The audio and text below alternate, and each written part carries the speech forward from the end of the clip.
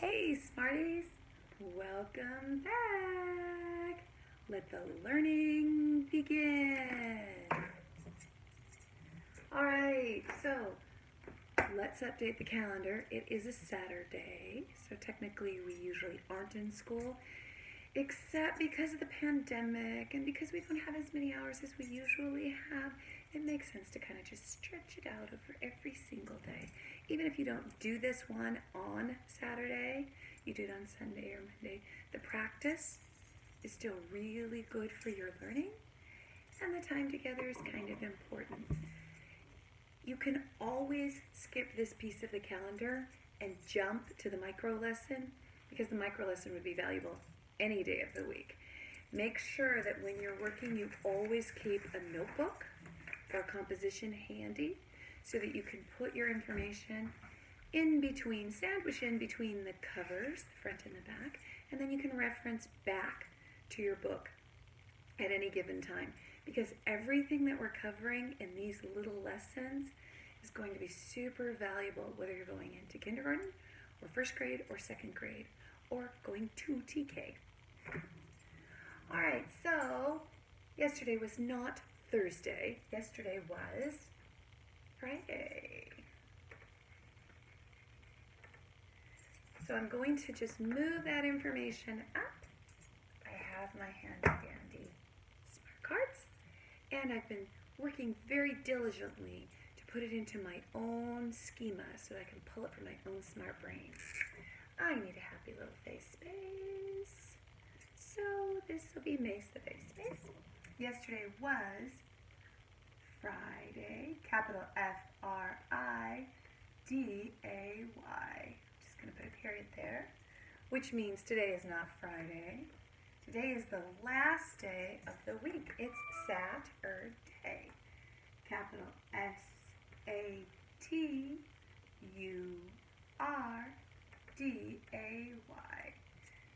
Friday is in the past, Saturday is in the present, which means the first day of the week is tomorrow. I could leave this S if I wanted to, because it is, drum roll please, let's go to the first day of the week.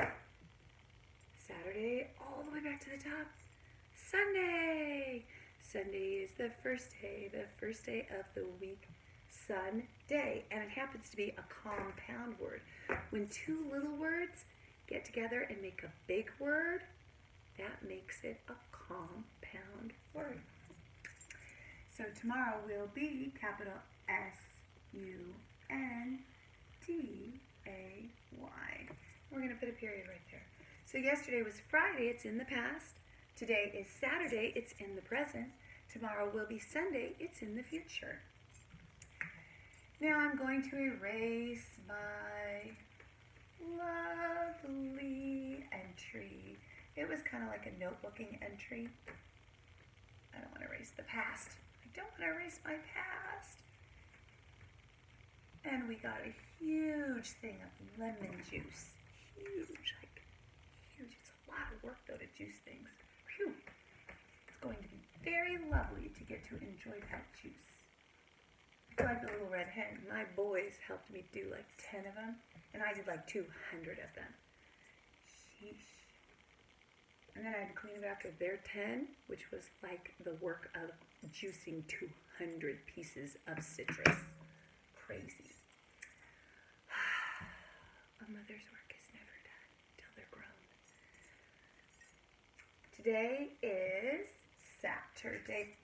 It's really long, so I'm going to try and compress it, make it small. Compressions like math. Capital Saturday.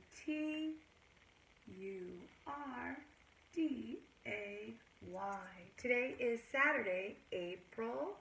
Now Wednesday was the 15th, so Thursday was the 16th, Friday was the 17th, today is the 18th. I put a 1 in the tens place. I put an 8 in the ones place. 18. Let me check my watch to make sure. Yep. Saturday, April 18th, 2020. Now today what I'd like to do here in my space is I'd like to record numerals a different way. One of the ways that we can do them is dot math, or it's actually called touch math. I think I referenced it wrong in one of my other videos, so I apologize. apologize profusely. But before I take this down, make sure that you're doing a temperature check. What zone are you in? When we start, you should always be regulated and ready to learn. And if you're not, think of a mindful practice that you can reach into your own schema bag and pull out and use so that you can calm yourself down, take control of your brain so you have control of your mind.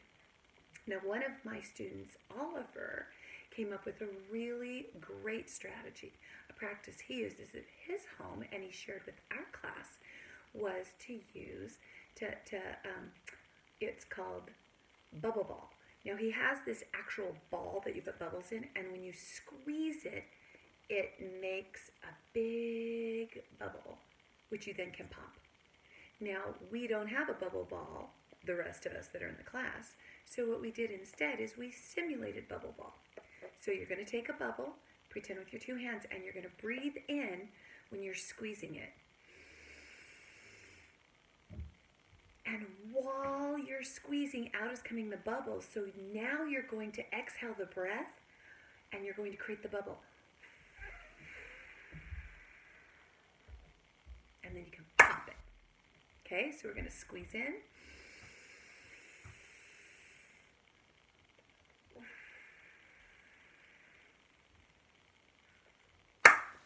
And pop it. One more time.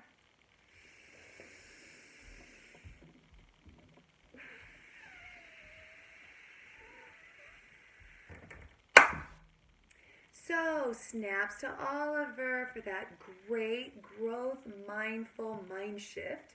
It's a great little practice that you can do at any time. It feels really good and it oxygenates your blood, and it helps you get to a zone where you can be ready to learn. Because if you weren't yet, it's really good to do something to help you self-regulate all by yourself, without anyone else's support. Because the earlier you learn to do that, the more control you have over your body and your mind, the more control you have over your life. These are strategies you're going to use from the time you are very little till the time you are very big, from the time you are very young to the time you are very, very old. You have to breathe your whole life. Heart determines life, but breath determines the quality of that life. So now what I want to do is I'm going to use a smart chart from TouchMath. This is called a memory cube poster, and you can make your own memory cube poster. I like how they did it in different colors. I'm just going to use my black marker. But if we were going to do it at school on a paper, we would use different colored markers, and then we'd probably use stickers, or we use what's called do-a-daubers, because if we made our numbers in different colors with marker and then we went over with the dauber, it makes like this perfect circle. And those you can order from Amazon, unless you have some in your house. You also can use bingo markers, and some of the dollar stores are open, and a lot of those usually have them, and sometimes Walmart has them too. They're a little bit smaller than the daubers, but they work exactly the same. The other thing you can do is just take a little piece of sponge, like a sponge that you would use at your house. Your mom would use at the house. You could use like a clothespin, or you can use your own fingers like a little clothespin, like a snapping claw on a crab. And then cut the sponge in a little circle. Make sure you ask for permission and somebody helps you. You're going to try this at home. And then you just hold it and you could dot it. So it would be a fun way to make your own smart chart this way. But right now, this is just for you to put into your composition book so you can reference it back. But what I love about TouchMath is it gives you another mnemonic to reach into your own smart brain and try and reference number and remember the value of number. Because when we write the symbols, they're super abstract. Until you memorize them, they really don't mean anything. But when we assign a value with the TouchMath, suddenly the structure of these symbols makes a whole lot more sense. I did not make this up. This is a package program, but it is readily available and it is valuable to use. Okay, so we're going to start with 1. So straight line down is fun, that's 1, and then we're just going to put 1 dot at the top. 1 dot, because it's a value of 1. The next one is going to be 2. Loop around to the right, at a left angle, come down, a line right across the bottom will do.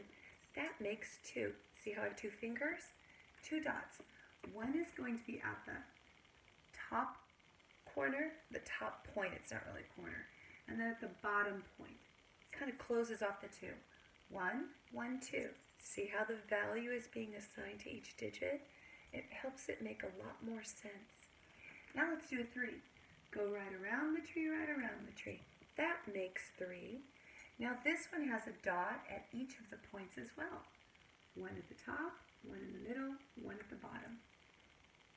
Now we're going to make 4 because we're going progressively in the count sequence in ascending order, getting larger or bigger by 1 as we count on.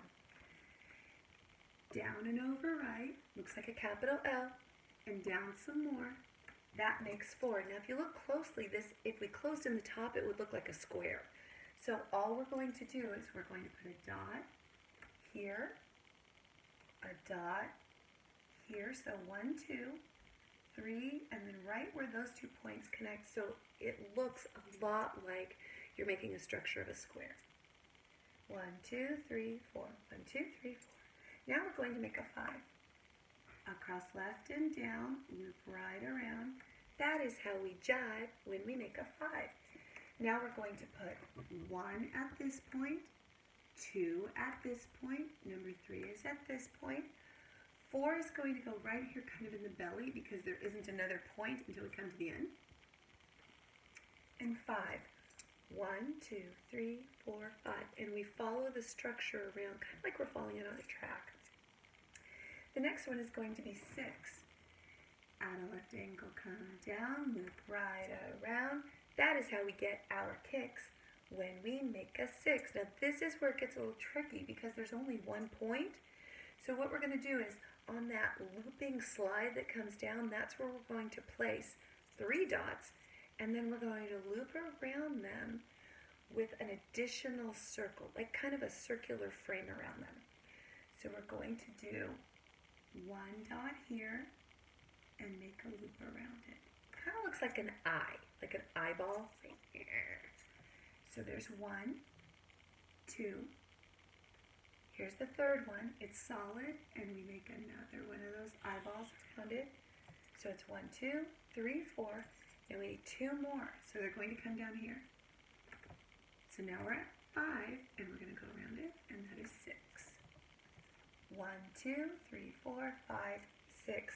Now because this 6 is pretty small, it's a little bit difficult to see it, but I don't have a whole lot of space in here. And I wanted to leave a little bit more room for the 7, the 8, and the 9, so it would be easier to see them. So now, because there's a lot of circles within circles here. So now we're going to do 7. Fly right across the sky and at a left angle down from heaven. That makes 7. Now we're going to start it here. Now when I do it in my class, I do the circle, the circle, the circle, the circle, and then I come back. Touch Math does it a little bit different. So if you're using actual Touch Math, you're going to want to follow their structure. They do it just like the 6. So it's 1 here and around. 2, 3 is actually here. And 4 goes around. 5 is here. 6 goes around. And then the 7th one comes up over here at this point. So 1, 2, 3, 4, 5, 6, and 7.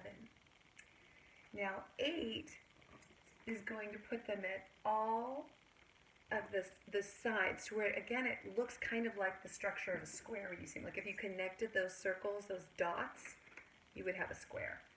So make an S down through the garden and then go back through the gate. That makes 8. So you're going to put 1 here and then make a ring or a circle around it. That's 2. 3 is here, and a ring or a circle around it, and that's 4. Kind of looks like eyeballs. Like, it looks like kind of like beady eyeballs.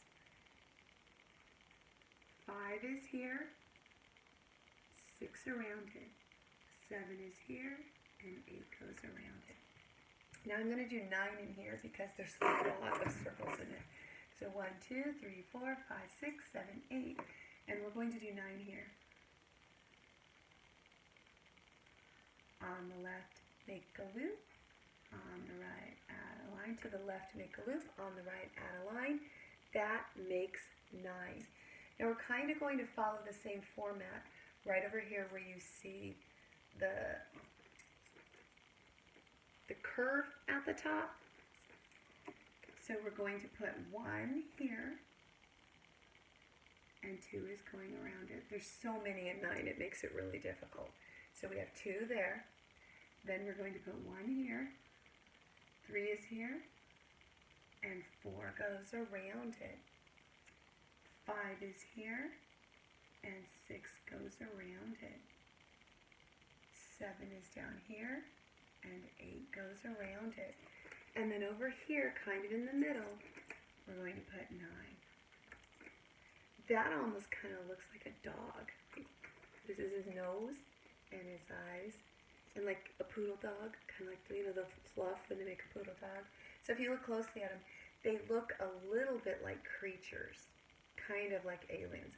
The 1 to 5 are very simple to make and much easier. Once you have to wrap that second loop around, it makes it a little bit harder. But, and to be able to see it in the structure of the number, the numeral as it is, and the number is really helpful. And obviously 0 wouldn't have anything because it's the empty set. You're not going to represent it anyway on it. So that's why I didn't write it there. Okay, today is Saturday, April 18th, 2020. 1, 2, 3, 4, 5, 6, 7, 8, 9. Oh, there was 0. And this is touch math. Yesterday was Friday. That's in the past. Today is Saturday. It's in the present. Tomorrow will be Sunday. That's in the future. Now you can take really pretty colored markers and write your numbers and then use a dauber or use a sponge and some paint. Or you even could use glue and put glue and then sprinkle glitter, or just leave glue and then go around that even with a marker. So you do like let it dry and then you could touch and feel it, but you have to be really careful. Have a grown-up help if you're going to do the glue around it, and do it on like really big paper, because then you could feel the raised circle and the pudgy fat circle and then the ring around it. All right, make sure that you're transferring this into your composition book or your notebook, and you can always stop the tape so that you can freeze it and see it. You can also do this with your fingers and make it larger if you're missing a word. So let's move our portable calendar down and climb aboard the bus. Oh, it's going the other way. Beep, beep, beep, beep. That's the sound of the doors opening. Climb aboard. It's time for a learning field trip. Build up schema. Honk, honk. Come on, Robinson's rabbits. Get on the bus.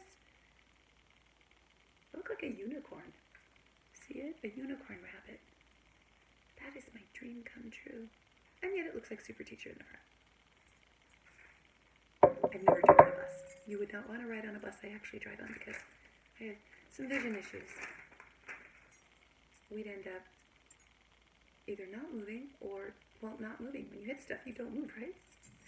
All right, so we're going to play another game today. And this learning game is going to be super fun because our goal in this learning game is for us to fill in the missing letter.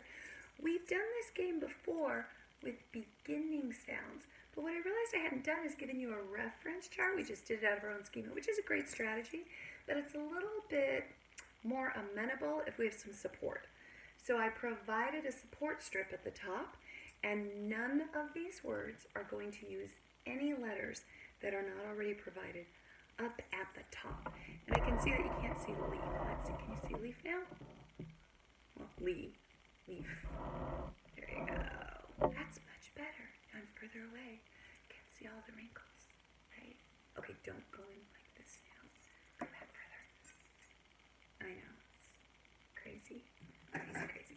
Okay, so these are our letter choices. B, S, S, T, N, G, P, M, D, X, and F. B, st, n, g, p, m, d, x.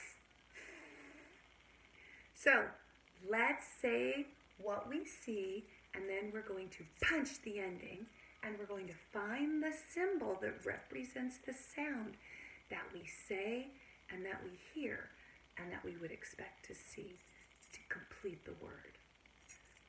Are you ready? Get your mental engines ready. I don't drive those vehicles either. Barely drive a bike. I don't ride a bike. I don't go on my feet. I can drive a car really well. And a scooter. Okay, so there should be a gingerbread man running around here somewhere because here's our fox. Fox. So here we see a fox. Let's punch the ending sound. Fox. X. It could be a CK and an S, but there's only one letter that's making up the ending sound of this picture. Fox. Do you see it on the left, the right, or in the middle of my support strip? This way, this way, this way, this way. Ding, ding, ding. It's close to the end. And it is the letter X. X. Slant down left, slant down right. Now, if you have a hard time drawing the whole fox's body, just draw his little head. Or draw his little tail and make it look like he's walking away, because foxes' faces are really hard. I know, he kind of looks like he has a pig nose. I did the best I could. It's a dog fox. The tail is the giveaway. All right, now we've used X. So X, so I'm going to just leave a line under it because if I take my red through the black, it's going to contaminate my marker, and I don't want to do that because I'm on the pandemic, isolation, sheltering at home. How am I going to get another pen or another marker? I don't want to contaminate it. Enough said, right? All right, so let's go from left to right. Now, this is not a girl without a face. This is hair without a head. It's the kind you can take off and put on in case you don't really want your own locks. You'd like some different locks. Do you know what that's called? This is a wig. It's a wig. It's a wig. So what we're going to do with the wig is this. We're going to punch the ending sound. Wig. Wig. Wig. G. G is the sound we hear at the end. What letter do we expect to see? Do you see it closer to the beginning, closer to the end, or closer to the middle? Which way? Ding, ding, ding. You said closer to the middle. You are correct. Wig. Wig. It's a G. It's a basement letter, or dangle down letter. So it starts out like an A, and goes down into the basement, curves up, around, left to the stopping place. And it's not the first, second, third, fourth. It's the fifth letter in our support strip. Let's go down. We're going to sweep back and go down underneath the fox. But first, let's read our words. Fox.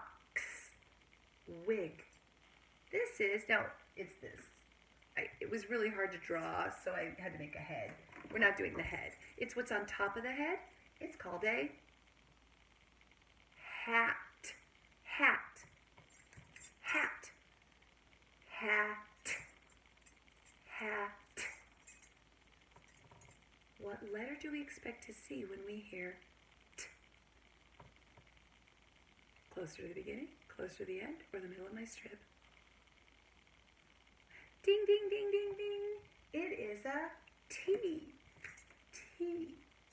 Straight line down, cross right in the middle. Hat.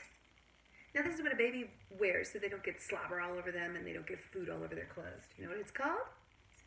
A bib. Sometimes grown-ups wear it when they eat claws from crabs and they eat the legs from lobsters. That just sounds terrible, but they're so delicious. Dip them in butter and lemon. Okay. Bib. Bib. Oh my goodness. This is a palindrome. It's the same backwards and forwards. What letter do you expect to see? And there's a trickster up there. Remember the rule. B is very, very bad. I don't want to look at you. And remember, D is very, very glad. He will always face his dad. I love looking at you. So is B closer to the beginning, closer to the end, or closer to the middle? Bing, bing, bing, bing, bing. It's closer to the beginning of the alphabet. It's also closer to the beginning of the strip because it's the very first letter, not to be confused with D. And we see one right here, which is another mnemonic, bib. Pull straight down, back up, and around. Bib. If we put the D there, it'll be a bid. Okay, so we have hat, bib, fox, wig. What's this? You chew it? You shouldn't chew it at school, but you can chew it in your house. I guess you can chew it at home school. You know what it's called? Gum. Gum. Gum. Gum. What letter do we expect to see when we hear a sentence at the end of a word? Close to the beginning, the middle, or the end? Kind of close to the middle. Ding, ding, ding. M. It has two humps. Little m has two bumps or two humps. Gum. Down, up and around and down, up and around and down. Gum. This is very fancy for having tea. It's called a cup. Cup. Cup. P. What letter do you expect to see when you hear this sound P at the end of a word? Cup. Closer to the beginning, the middle, or the end? If you said the middle, ding, ding, ding, you're correct. It's almost dead center. It's the other dangle down letter, the basement letter. Its leg goes down, down, down. Cup. Starting point. If we had a middle line, we'd say in the middle, pull straight down, go into the basement, curve around right, and then at the bottom. Cup. Gum. Fox. Wig. Hat. Bib. This is what you can have soup or beans in or olives. We love to open them and eat the olives right out of it. Do you know what it's called? Can. Can. Can. Can. What letter do you expect to see? We're running out of them. There's only 1, 2, 3. Closer to the beginning, the middle, or the end? Kind of in between the beginning and the middle. If you said and, ding, ding, ding, you are correct. Down, up, and around. Can. Hey, we climbed aboard this to come here in the first place to have our schema snack and have our brain bite. What do we call it? It is the bus. Bus. Bus. Bus. Sounds like a snake. There's only 2 letters left. Is it the one at the beginning or is it the one near the end? Oh, the pressure is mounting. Can you get it? It is an S. Near the beginning. Ding, ding, ding, ding, ding. And the crowd goes wild. Bus. Bus. S is very difficult. Starting point up, curve around left, slanting down right, curve up around left to the stopping place. Bus. Kind of goes around like a snake, huh? Oh, so sleepy. I think I'll go take a little nap in my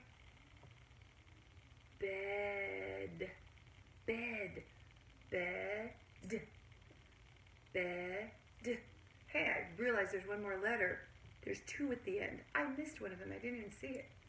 Bed. It's got to be near the end because they're both near the end. Is it D or is it F? Bed. Bed. He's very, very glad. He will always face his dad. I love looking at you. Bed. And there's a B. This is funny because we use this word as a mnemonic. There's a B at the head of the bed and a D at the end of the bed. B always has to be first. Bed. Starting point at the top, pull straight down, go back up to the middle, come around left and in at the bottom. Bed, bed. And this? On a tree, coming down in the fall.